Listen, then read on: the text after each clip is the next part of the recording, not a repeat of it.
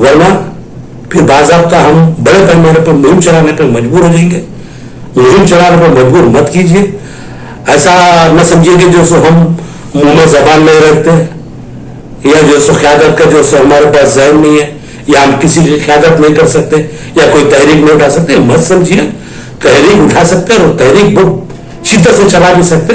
लिहाजा मेरी आप लोगों से गुजारिश है, बिलखुसूस अहदेदारों से, हमारे सियासी लीडरों से, बोर्डन रोड अरसापल्ली पे निजामाबाद खत्म नहीं हो रहा, निजामाबाद नेहरू नगर पे खत्म हो रहा, तो डिवाइडर वहां तक होना पूरा कंटिन्यू, और 4 ट्रैक रोड होना है। तो ये सालों से भी काम करो। खादी के कपड़े पहनने के फिरने से जो सो इंसान लीडर नहीं बनता, काम करने से आदमी लीडर बनता है। आदमी अगर जो सो अपना वक्त गुजारने के बाद लीडर ही छोड़ भी जाए तो लोग याद रखना कि वो फला वक्त वो लीडर था, क्या काम करता था, भाई लोग याद करना। दोस्तों अस्सलाम वालेकुम। बहुत ही अहम तरीन मसले पर मैं आपके सामने हाजिर हुआ हूं। गुज़िश्ता चंद दिनों में हमने देखा कि निजामाबाद के बोदर रोड के इलाके में कई सड़क हादसा हुए हैं। उस साइड के विनायक नगर और गुंडाराम रोड पर भी सड़क हादसा पेश आए हैं।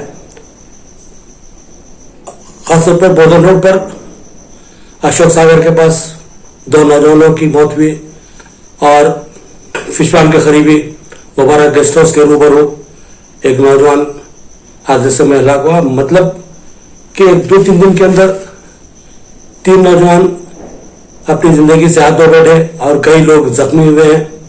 तो ये जो सूरत हाल पेश आ रही है, इसकी वजह क्या है, इसके असबाब क्या है, इस पर गौर करने की बहुत शदीद जरूरत है। तो इन तमाम हादसा का हमने जायजा लिया, गौर किया, तो इस नतीजे पर पहुंचे हैं कि ये हादसा की सबसे जो अहम वजह थी वो थी गाड़ियों की तेज रफ्तारी। गुंडाराम से कुछ दिन कबल एक ऑटो में कुछ खवातीन निजामाबाद की सिमत आ रही थी कि पीछे से एक तेज रफ्तार टाटा एस ने टक्कर दे दी, और टक्कर इतनी शदीद थी कि जो सो ऑटो उछलकर करीबी झाड़ों में घुस गया राइट साइड पे, जबकि जो सो टाटा एस भी बेकाबू होकर जो सो लेफ्ट साइड की झाड़ों में घुस गया।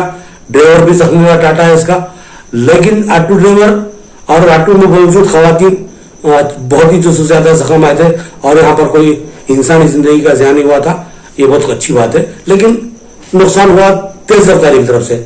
और दूसरा हादसा जो 2 दिन कबल पेश आया नेहरू नगर के नौजवान बच्चों के साथ, वो लोग जानकामपेट से नेहरू नगर की सिमत आ रहे थे।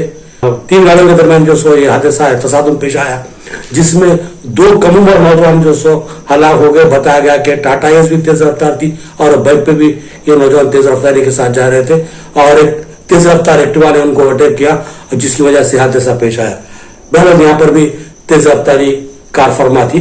और गली की बात है, फिशवान के करीब जो मुबारक गेस्ट हाउस है बिल्कुल उसके रूबरू बताया जाता है कि एक तेज रफ्तार बुलेट सवार आ रहा था निजामाबाद की सिम से आ रहा, अरसापल्ली की सिम, और एक जो सो नौजवान फिशवान की तरफ से जो सो सीएम रोड की तरफ मुड़ रहा था या फिर यू टर्न ले रहा था, इसकी सही जानकारी नहीं मिली है। तो उस बुलेट की टक्कर इतनी शदीद थी कि जो दूसरी जो सो गाड़ी पर सवार था, फैशन गाड़ी पे जो सवार था फैशन बाइक पे, वो नौजवान करीब 50 फीट दूर जाकर गिरा उसकी बाइक, और वो 2 भी, और उस नौजवान की उस हादसे में मौत हो गई। उसका नाम गोविंद बताया गया। तो यहाँ पर भी तेज रफ्तारी थी। विनायक नगर में एक हादसा पेश आया, ये भी तेज रफ्तारी वजह। इससे पहले कई हादसा नौजवान सीएम रोड से जो सो निकल के आ रहा था, सीएम रोड पर कोई उसके सामने कुछ भी नहीं, लेकिन अपनी तेज रफ्तारी में बेकाबू होकर जाके दीवार से टकराया, खत्म होगा। इसी तरह उससे पहले एक नौजवान डिवाइडर से जो सो टकराया, उससे पहले शख्स को टक्कर देते हैं, मासूम शख्स को। तो इस तरह के जो वाकयात पेश आ रहे हैं बार बार तेज रफ्तारी के, और ये तेज रफ्तारी से गाड़ी भगाने वाले नौजवान ये समझते हैं कि वो बेहतरीन अंदाज में गाड़ी चलाते हैं, जबकि उन बेवकूफों को ये नहीं मालूम होता कि जो वो अपने साथ साथ दूसरों की जिंदगी में जो जोखिम में डाल रहे हैं, खुद तो मर रहे हैं, साथ ही साथ दूसरों को मर रहे हैं। लेकिन ये नौजवान ये सोचते नहीं कि जहां इनकी जिंदगी को खतरा है वहां दूसरों की जिंदगी के लिए खतरा बन रहा है। लेकिन सबसे बढ़कर जब ये नौजवान हादसे में मर जाते हैं, हादसे में हलाक हो जाते हैं या फौत हो जाते हैं, तो इनके वालिदैन पर क्या गुजरती होगी। ये लोग ये क्यों नहीं सोचते कि इनके घर में इनके लिए कोई इंतजार कर रहा होगा, भाई ने इंतजार कर रही होंगी, भाई इंतजार कर रहा होगा, माँ इंतजार कर रही होगी, बाप इंतजार कर रहा होगा। जब इसके साथ कोई हादसा पेश आता है तो वो लोग कितना तड़पते होंगे, कितना बिलखते होंगे कि तुम अभी नौजवान जो गाड़ियां तेज रफ्तार चलाते नहीं देखते हादसे उनके माँ बाप की सूरत हाल नहीं देखते। तो देखिए, इसको गौर कीजिए, इस पे तवज्जो दीजिए और जो सो गाड़ियों को तेज रफ्तार से भगाना छोड़िए। जानता हूं, मैं मानता हूं कि जो सो आप लोगों को तेज रफ्तार गाड़ी चलाना आता है, आपको अपनी गाड़ी पर काबू भी है, लेकिन हो सकता है गलती आगे वाला करे, तब तो जो सो कोई काबू को पाने की जो सो मोहलत भी नहीं मिलेगी। तो हर दो तरफ से जो सो इस बात को गौर करने की जरूरत है कि जो सो तेज रफ्तारी हर दो के लिए नुकसानदेह है। मब्बरू बाइकों का जो हादसा हुआ है फैशन में और जो सो बुलेट में, दोनों का जो सो कोई कहता था कि जो सो मैं हादसा करूंगा या मेरे साथ हादसा पेश आएगा।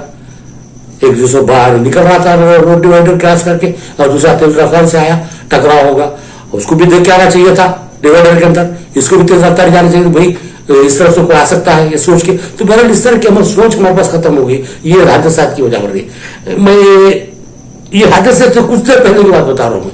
मैं भी गाड़ी पे आ रहा था, मेरे सामने बस जा रही थी, अचानक एक तेज रफ्तार नौजवान, कम मैं समझ रहा हूँ 18-20 साल का नौजवान है, बिल्कुल जिगजैग की शक्ल में मुझे ओवरटेक करके बस के बाजू से निकला। 1 या 2 इंच का जो फासला बस के और उसके बाइक के दरमियान था। अगर बस का ड्राइवर थोड़ा सा भी अगर इधर उधर अपनी गाड़ी करता, हादसा हो जाता था, लेकिन वो नौजवान अपना कट मारा, निकल गया। वो समझ में नहीं आता है, नौजवान अपने आप को हीरो समझ रहे हैं, ये क्या सुपरमैन समझते हैं अपने आप को, क्या समझ रहे हैं, समझ में नहीं आ रहा है। लोग क्यों इतने बेवकूफी का जो सो मामला कर रहे हैं, क्यों इतने जो सो जहालत का मुजाहरा कर रहे हैं, क्यों अपने माँ बाप को जो सो तकलीफों का जो सो शिकार बना रहे हैं। ये जो सो मैं बार बार जो सो इस ताल्लुक से मैसेज दे रहा हूँ, आज सख्त अल्फाज इस्तेमाल कर रहा हूँ कि मैं बाहर अपनी न्यूजों में इस बात को बताऊं कि भाई अपने लिए नहीं, अपने अफराद खानदान की वजह से शादीशुदा अगर नौजवान है तो उनको बोल रहा हूं कि जो अपनी बीवी के वास्ते सोचो, अपने बच्चों के लिए सोचो, अगर शादीशुदा नहीं हो तो अपनी बहनों के वास्ते सोचो, अपने भाइयों के वास्ते सोचो, अपने वालिदैन के बारे में सोचो,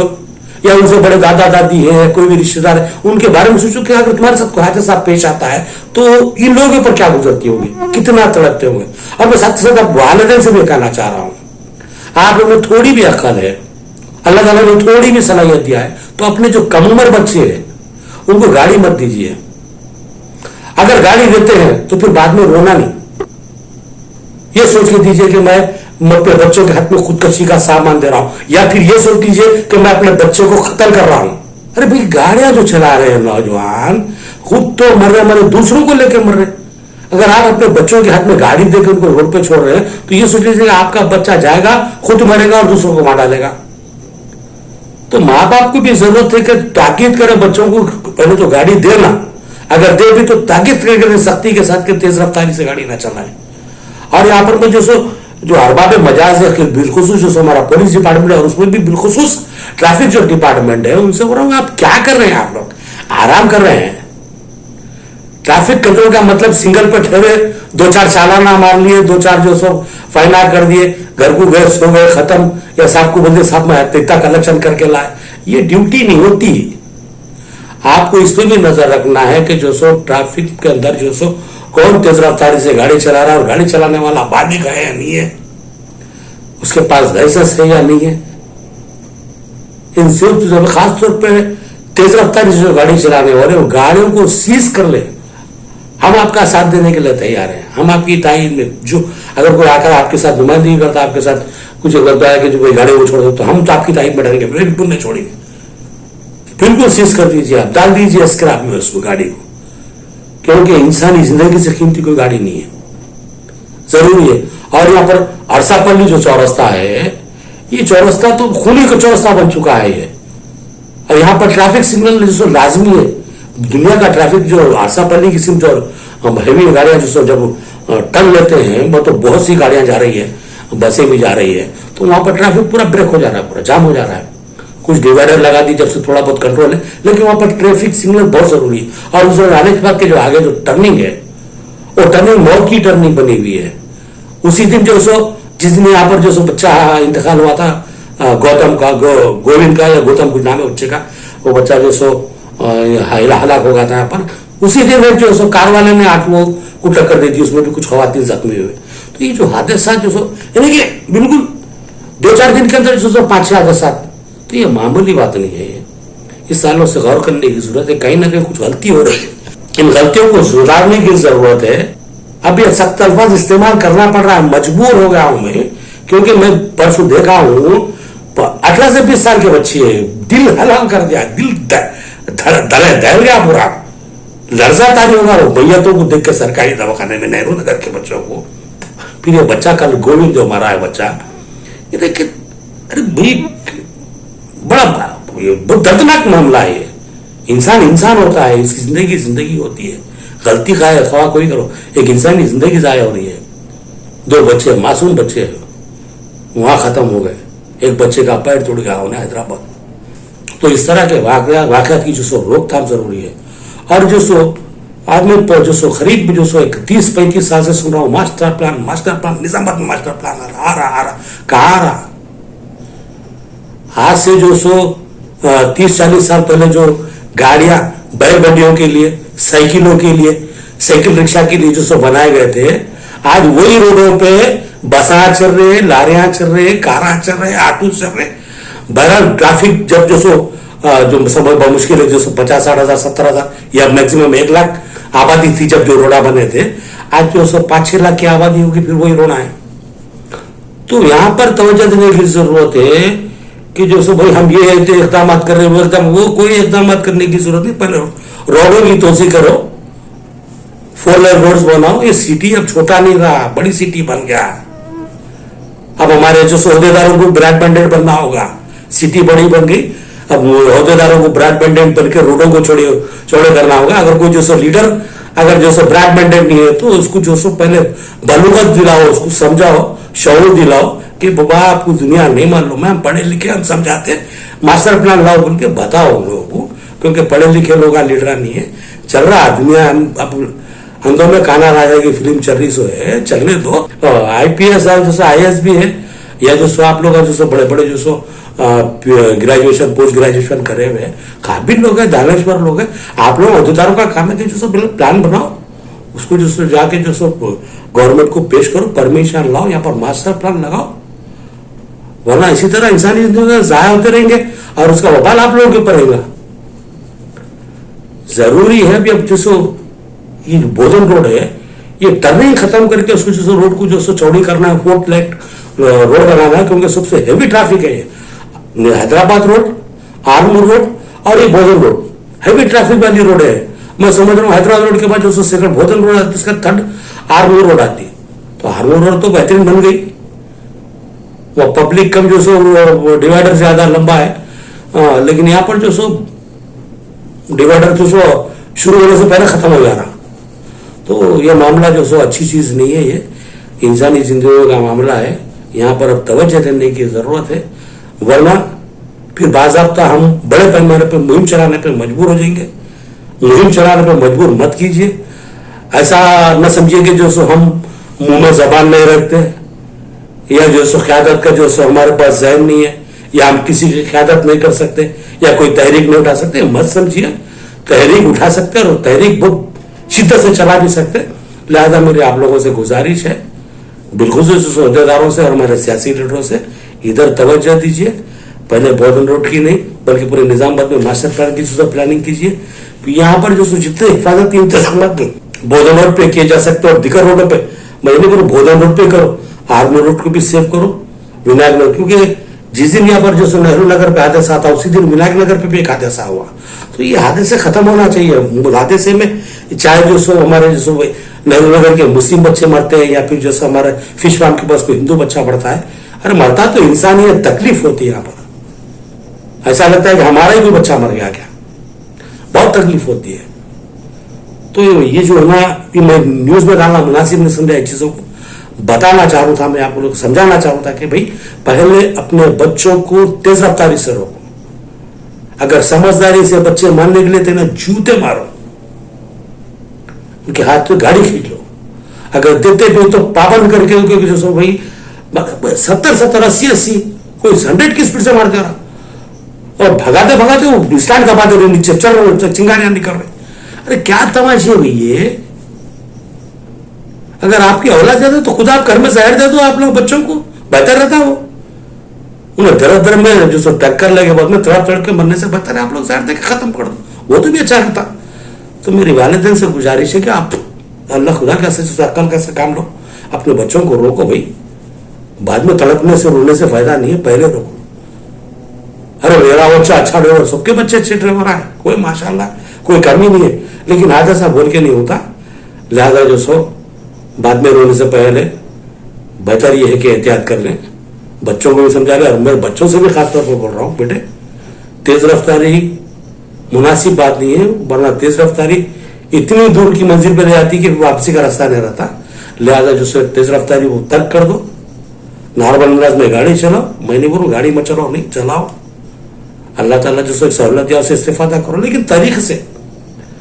तो मेरी कुछ बातें थी, बुरा लगाऊंगा, मेरे को कोई तकलीफ नहीं है, कोई शर्म नहीं है, मेरे को कोई पसीमानी नहीं है कि मैं सख्त अल्फाज इस्तेमाल करूं।